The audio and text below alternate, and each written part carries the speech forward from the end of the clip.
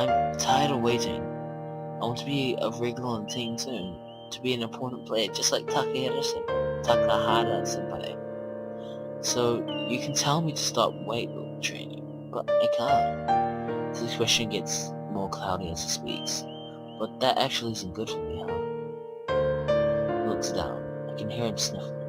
I should say something, but I can't think of any words to comfort him. Hey, Tono, I like your proactive way of thinking. Of thinking. Jubishi-san places his hands on Soutarou-kun's shoulder and looks into his face. You just happened to go the wrong way this time, okay? All you need to do is take a slightly different course of action. He makes small sobbing sounds. Over time they disappear and the sounds of the cicadas are all that's left. I think what went on for about 5 minutes. Soutarou-kun regains his combustion and says something quietly into Juichi-san's ears. He nods several times. Juichi-san takes his hands off Soutarou-kun's shoulders. Though his eyes are still slightly red, Soutarou-kun rubs his face with a laugh, swinging back an unusual bright smile. Seems like he's all better now. I didn't do anything wrong. Even so, it seems I've become something that I get like afterwards. Did Juichi-san just lighten the mood? It's very fun to joke around. Soutarou-kun and I both laugh. Certainly, that's right. Then Soutarou bows his head. Mikazuki-senpai, Otomami-senpai, I'm sorry you had to see me so pitiful. So, thank you very much. You don't need to be so formal. Yeah, I was just bystander. Juichi-san is the only one you should be thanking. Hey, Otomami, you're saying too much. You sound slightly flustered. Did I embarrass you? Well, you gave me advice, so of course I have to thank you. I think he might be overdoing it, but I suppose he is the kind of guy to be so sportsmanlike. Tono, may I have a word? Did he just think of something? Juichi-san whispers to Soutarou with regrets. I understand. Soutarou-kun stiffens at the pressure coming from Juichi-san. I'll turn and run if you show me your face like that. Soutarou-kun must be amazing to stand his ground against a look like that. Now, let's go to the candy store. We'll get some ice cream there. Sure! Soutarou comes relief shows in his face. I wonder what Juichi-san told him. It would be rude for me to ask, so go on, sir. Do whatever you like, it's my treat today. No, you don't need to do that, I'm good enough, buddy. Juichi-san gives him a stern glare. Once again, Soutarou-kun. Are you crushing your senpai's honor? No, that's not what I mean. Then take it, it's my treat. He speaks in a low, forceful tone. I don't think anyone would say that. Except for Ego. Got it, I'll take it. Soutarou-kun seems to have understood the point. Now then, let's go, Tono. Otsumami. Me too? I reflectively ask. Juichi's voice somehow manages to go even lower than as he replies. Are you coming or not? There's no reason for me not to. Of course I'll go. Is he satisfied with my response? He nods and turns to him towards the candy store. At least Soutarou-kun's worries have been resolved. Looking over at him, he has a cheerful face, like his gloomy one before never happened. It never even happened. Blah, blah. Yeah, now that's a Soutarou-kun I know. You hardly even know him. Awesome, you're paying for your own. What? That's not fair. That was a joke. Please stop joking with a straight face. I have a friend like that. Hey guys, my name's SutaGames, and I'm here at Tatsu-nii's house.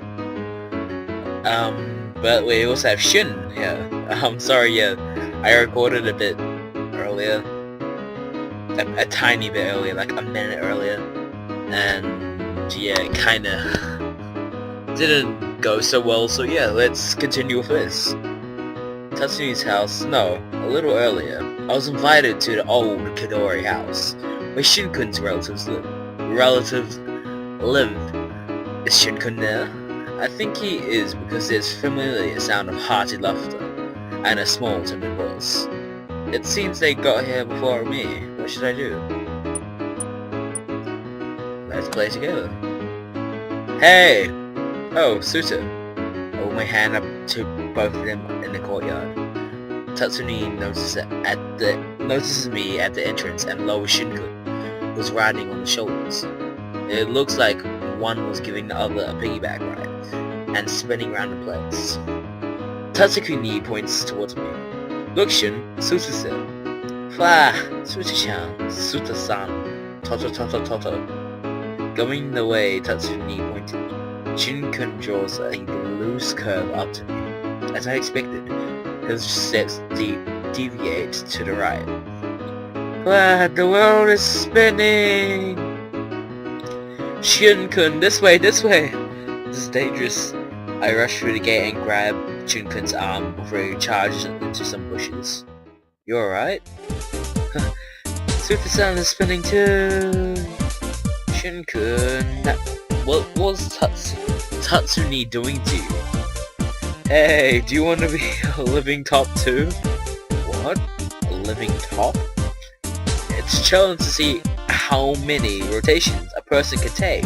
An honored New Year's festival, what the fuck was I? Spinning a top for competition isn't about how many times it goes around. Doing that under this midsummer sunlight, he's brimming with energy above all else. What? The world is spinning. It's getting slower. Spinning is getting slower. Good, then you're making a speedy recovery. Now then, it's your turn. Get over here, Suta. I'm fine, I'll stick to keeping an eye on Shun. I'll stay here.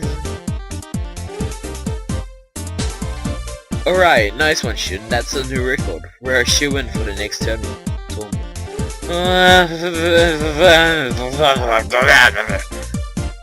Tournament? What did you say? Shun-kun is lurching around you.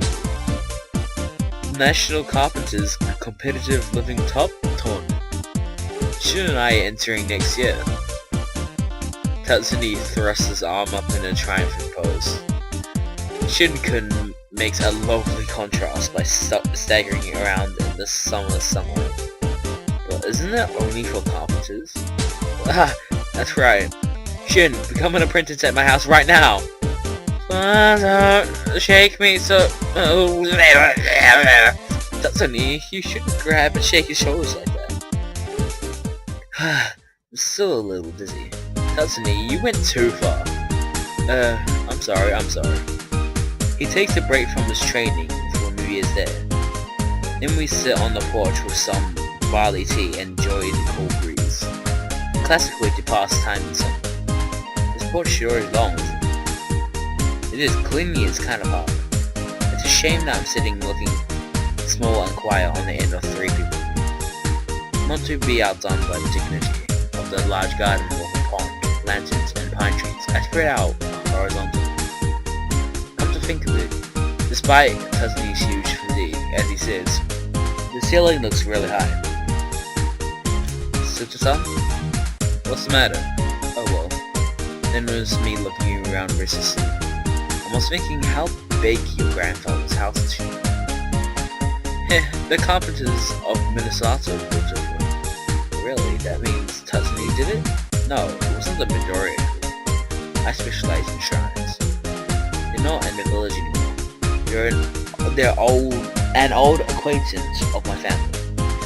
The master at the time was introduced to my grandfather's grandfather. Say that again, please? The story of the Kuroi family and the Morenatsu group from 8 generations ago. Their way of constructing was different from ours. They just had long-lasting techniques and care over the particulars. After all, that was the spirit of carpenters of Morenatsu.